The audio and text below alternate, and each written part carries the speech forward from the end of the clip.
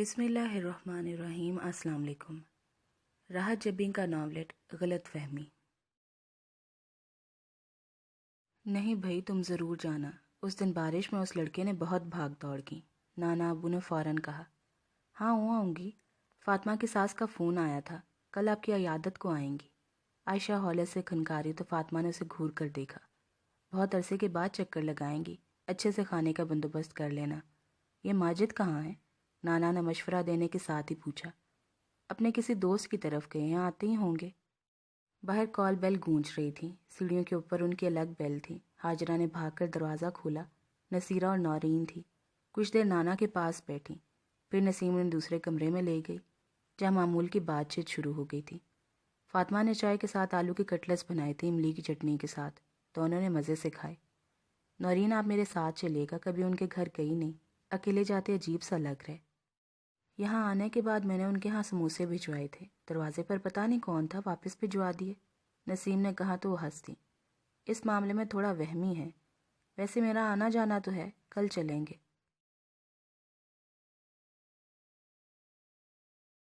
ہمیں تو کام دھندوں سے فرصت نہیں ملتی، ان کو دیکھو، کبھی کوئی آ رہا ہے یا جا رہی ہیں، پتہ نہیں انہیں اتنی فرصت کہاں سے دستیاب ہوتی ہے۔ عفیفہ نے بہت گڑ کر سوچا، جبکہ دیوار پار سے شور اٹھ رہا تھا۔ اوف پاپی، آپ پر یہ کلر بہت سوٹ کر ہے، یہ ڈریس ہے ہی پیارا، آپ نے پہن لیا تو میرا بنا دیجیے گا۔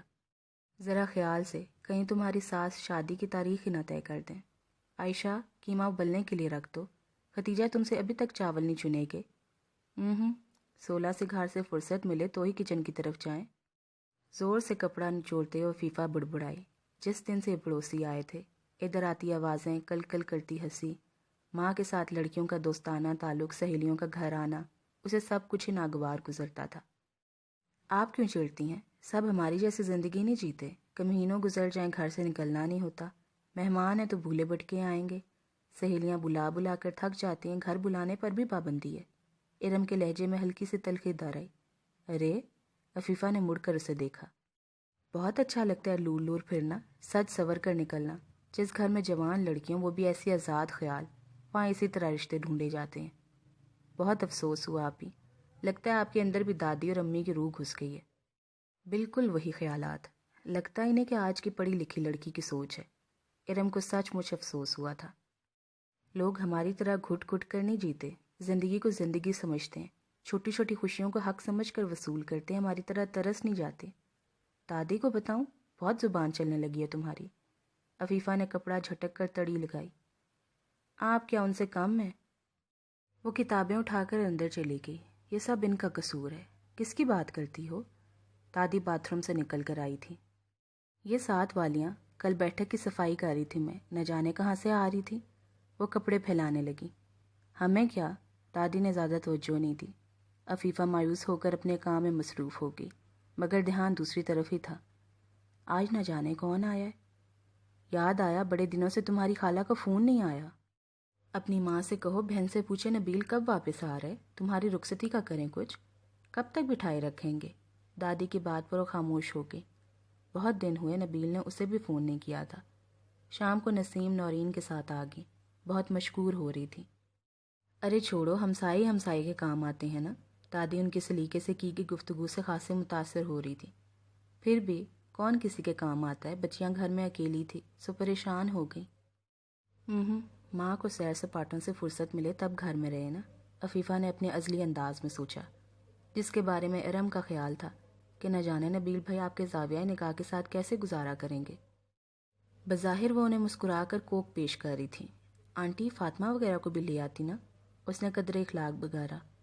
مہمان آئے تھے، ان کے جانے کے بعد بکھراوا سمیٹ رہی تھی۔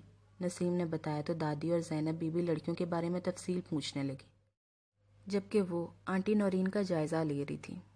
توبہ، بڑھاپا آ گیا، پر ان کی میچنگ نہ گئی۔ ذیشان کہاں ہے؟ گھر آتے انہوں نے پہلا سوال یہی کیا تھا۔ اندر ٹی وی دیکھتے ذیشان نے ٹی وی بند کیا۔ اللہ ہی خیر کرے۔ وہ باہر نکل آیا۔ تم میری برداشت سے باہر ہوتے جا رہے ہو۔ ابو جی کا جملہ سنتے جہاں وہ ٹھٹکا، وہیں کچن سے نصیرہ بھی نکل آئی۔ باپ نے ہزاروں بار سرزنش کی ہوگی، ایسا سخت لہجہ پہلی بار سنا تھا۔ اس نے تیزی سے ذہن میں سارے دن کے روٹین دہرائی۔ اس کے نزدیک کچھ بھی قابل گرفت نہ تھا۔ کیا ہوا؟ نصیرہ شوہر کے تیور دیکھ کر گھبرائی۔ پوچھو اس سے، یہ مجھے کہاں کہاں ذلیل کروائے گا۔ آئے تھے وہ تمہارے سسرال والے، وہ گرجے۔ میرے سسرال والے؟ ہائے اللہ، اس نے چوری چھپے شادی کر لی؟ نصیرہ نے دل پر ہاتھ رکھ لیا۔ ذیشان ہکا بکا رہ گیا۔ اسرار کون ہے؟ انہوں نے شربار نگاہوں سے گھورتے ہوئے پوچھا۔ اسرار؟ ذیشان نے پہلے غائب دماغی سے دہرایا، پھر ایک دم چونکا۔ جی وہ دوست ہے۔ تم نے اسے موٹر سائیکل خریدی؟ میں نے نہیں ابو جی، محسن نے خریدی تھی۔ ذیشان نے مجرمانہ سے انداز میں سر جھکا لیا۔ پیسے؟ کچھ دے دیے تھے، تھوڑے باقی ہیں۔ اس کا لہجہ پسپسا سا ہو گیا۔ تھوڑے یعنی 50,000۔ انہوں نے چبا چبا کر کہا، تبھی میزان بھی آ گیا۔ اس کے انداز سے پتہ چلتا تھا کہ وہ سب جانتا ہے۔ اور کاغذات سب تمہارے نام، تمہارے شناختی کارڈ پر ساری کارروائی ہوئی۔ تمہارا ماما آ کر پیسے مانگ رہا ہے، کہاں سے دوں؟ پولیس کی دھمکی دے کر گیا ہے۔ خواہ خواہ پولیس کی دھمکی دے گئے۔ ذیشان کو غصہ آ گیا۔ محسن سے کہو اس کے پیسے دے، وہ لوگ 1 سال سے گھوم رہے ہیں، مزید نہیں رکیں گے۔ میزان نے سنجیدگی سے کہا۔ تمہیں ضرورت کیا تھی ان کاموں میں پڑنے کی؟ نصیرہ نے پریشانی سے کہا۔ اس نے جواب نہیں دیا، خاموشی سے مڑ کر کمرے میں چلا گیا۔ دیکھے اس کے تیور، باقی سب ایک طرف غلطی تسلیم کر لی، یہی بڑی بات ہے۔ بتاؤ اب کل دروازے پر پولیس کھڑی ہوگی تو؟ وہ غیظ و غضب سے کانپ گئے۔ میزان نے آگے بڑھ کر انہیں تھام کر بٹھا دیا۔ آپ فکر مت کریں ابو جی، میں اسے سمجھاتا ہوں۔ وہ خود بھی ذیشان کے پیچھے کمرے میں چلا گیا۔ یہ زمانہ ہے کسی کے ساتھ بھلائی کرنے کا؟ سال بھر سے وہ لوگ اس کے پیچھے ہیں، تھک ہار کر آج میرے پاس آئے۔ اس لڑکے کا کیا کروں؟ اسٹور پر چھوڑوں تو ہزاروں کا ادھار کر لیتا ہے۔ میں نے ساری عمر ادھار نہ کیا، یہ اپنے نام پر دوسروں کو پیسے دلا دیتا ہے۔ کسی کو فریج لے کر دیا تو ضامن خود بن گیا۔ کیسے ترقی کرے گا زندگی میں اتنی لاپرواہی؟ آپ بالکل ٹھیک کہہ رہے ہیں۔ کیا ٹھیک کہہ رہا ہوں؟ سب تمہارے لاڈ پیار کا نتیجہ ہے۔ وہ الٹا ان پر ہی برسنے لگے۔ انہوں نے خاموشی سے سننا مناسب سمجھا۔ اندر میزان ذیشان کو سمجھانے کی کوشش کر رہا تھا۔ ٹھیک ہے بھائی، کچھ کرتا ہوں۔ محسن کی کچھ پرابلمز چل رہے تھے، اس لیے ابھی تک پیمنٹ نہیں دے سکا۔ سب کچھ سن کر ذیشان نے کہا۔ اگلے کچھ دن ذیشان پر خاصے کڑے گزرے کہ ابو جی جہاں اسے دیکھتے وہیں برسنا شروع ہو جاتے۔ وہ بھی ان سے کترایا کترایا پھرتا۔ گھر کی مقدر فضا نصیرہ کو بے چین رکھتی۔ آخر کب یہ معاملہ نپٹے گا؟ انہوں نے تنگ آ کر بیٹے سے پوچھا۔ بات ہو گئی ہے، محسن 1 ہفتے میں پیمنٹ کر دے گا، ذیشان نے بتایا تو انہوں نے سکھ کا سانس لیا۔ لیکن سکھ کا یہ سانس سادہ دن نہ رہا۔ یہ 2 ہفتے بعد کی بات تھی۔ لڑکے باپ کے ساتھ کام پر چلے گئے۔ بمشکل ناشتے سے نپٹ کر کچن سے نکلی۔ طبیعت بوجھل سی تھی، شاید رات ڈھنگ سے نیند نہیں آئی۔ انہوں نے بکھرے گھر کو بیزاری سے دیکھا۔ کام والی کوئی رکھی نہ تھی، لیکن آج صفائی کو جی بھی نہ کرتا تھا، اور گھر کا سناٹا بھی برا لگ رہا تھا۔ وہ دروازہ لاک کر کے نورین کی طرف آ گئی۔ وہ بازار جانے کو تیار ہو رہی تھی۔ ان کے خاندان کا کوئی لڑکا کوریا جا رہا تھا۔ انہیں اپنے بیٹے اور بہو کو بھجوانے کے لیے شاپنگ کرنا تھی۔ انہیں بھی دعوت دے دی۔ نہیں، طبیعت کچھ بیزار سی ہے، تھوڑی دیر نسیم کے پاس بیٹھوں گی۔ تنہائی میں جی گھبرا رہا تھا۔ میزان کی شادی کر دیں آپ کا اصل مسئلہ ہی تنہائی ہے۔ نورین نے مشورہ دیا تو مسکرا کر اوپر کی سیڑھیاں چڑھنے لگی۔ فاطمہ عائشہ کی قمیض سی رہی تھی۔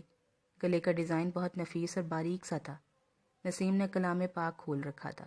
ختیجہ کچن میں آٹا گوندھ رہی تھی، جبکہ چھوٹی ہاجرہ کے ہاتھ میں ڈسٹر تھا۔ ماشاءاللہ بڑی صفائی ہے تمہارے ہاتھ میں۔ نصیرہ نے قمیض اٹھا کر دیکھی۔ کس کی ہے؟ عائشہ کی۔ ویسے تو وہ بھی سلائی کر لیتی ہے، لیکن اسے کالج سے فرصت ذرا کم ہی ملتی ہے، جواب نسیم نے دیا، جو کلام پاک بند کر رہی تھی۔ ماشاءاللہ بچیوں کو ہر فن میں طاق کیا ہے۔ لڑکیوں کے پاس یہی کچھ تو ہوتا ہے۔ نصیرہ کچھ دیر بیٹھی۔ فاطمہ شربت بنا لائی۔ طبیعت کی خرابی کا سنا تو چائے کے ساتھ ڈسپرین کھلا دی۔ اٹھنے لگی تو ختیجہ کو ساتھ کر دیا۔ آپ کا ہاتھ بٹا دے گی۔ ختیجہ نے پھرتی سے سارا گھر سمیٹا، جھاڑو لگائی، فرش پر پوچھا پھیرا، دوپہر کے لیے آٹا گوندھ کر فریج میں رکھا۔ سالن موجود تھا۔ دوپہر میں یہی چل جائے گا، شام کو تازہ بنا لوں گی، یہی سوچ کر وہ لیٹ گئی۔ تھوڑی دیر ہی میں آنکھ لگی ہوگی جب ختیجہ نے جھنجھوڑ ڈالا۔ آنٹی باہر پولیس کھڑی ہے۔ ختیجہ گھبرائی ہوئی تھی۔ دروازے پر تواتر سے بیل ہو رہی تھی۔ نصیرہ پریشانی میں اٹھ کر دروازے تک گئی۔ یہ ذیشان اکرم کا گھر ہے؟ بھاری گونجدار آواز تھی۔ ہاں، کیا بات ہے؟ انہوں نے دروازہ نہیں کھولا۔ اسے باہر نکالو بی بی۔ وہ تو گھر پر نہیں ہے۔ کدھر چھپایا ہے؟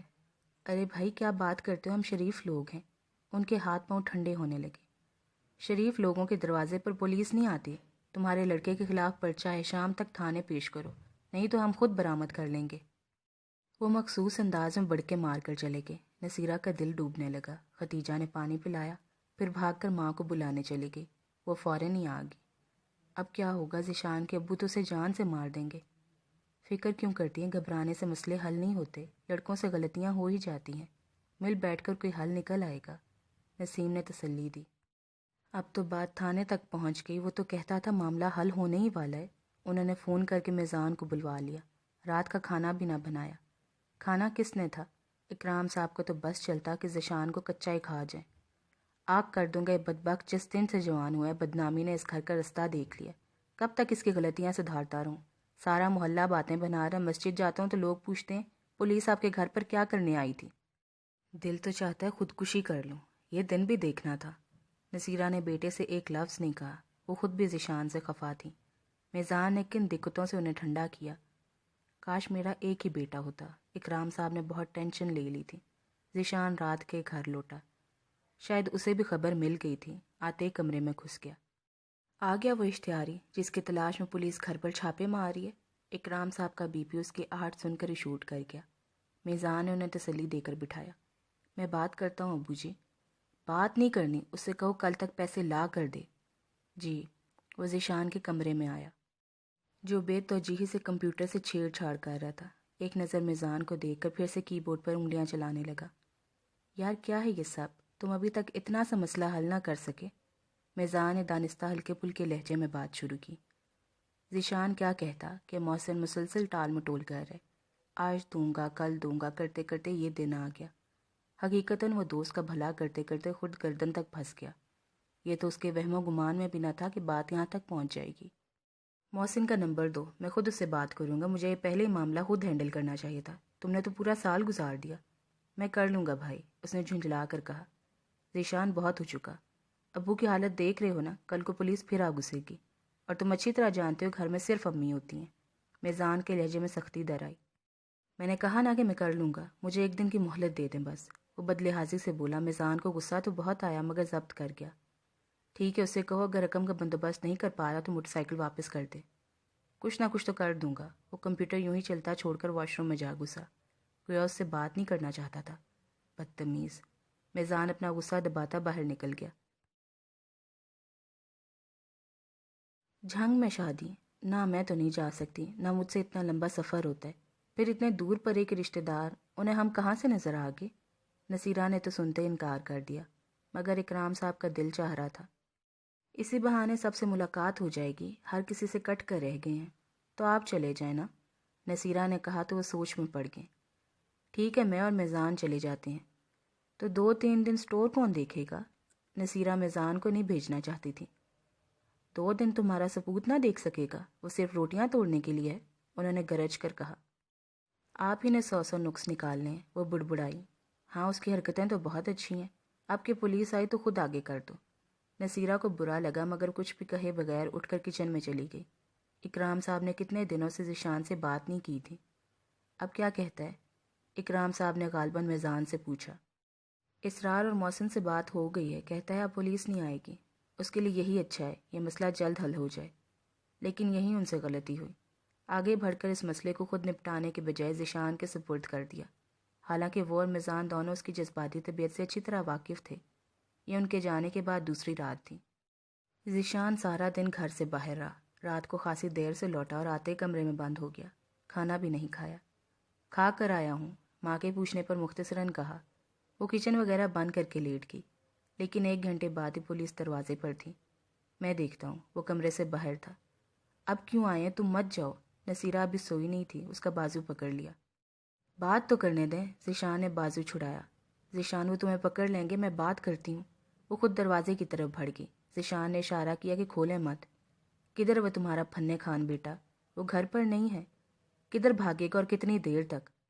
ہاتھ لگ گیا تو ہڈی پسلی ایک کر دوں گا. بدماشی کرتا ہے. پہلے پیسے کھائے پھر سر پھاڑ دیا. نصیرہ نے گھبرا کر بیٹے کو دیکھا. وہ لب چبا رہا تھا. اچھی بھلی بات چیت میں گرما گرمی آ گئی تو اسرار، محسن اور ذیشان میں ہاتھا پائی ہوگی.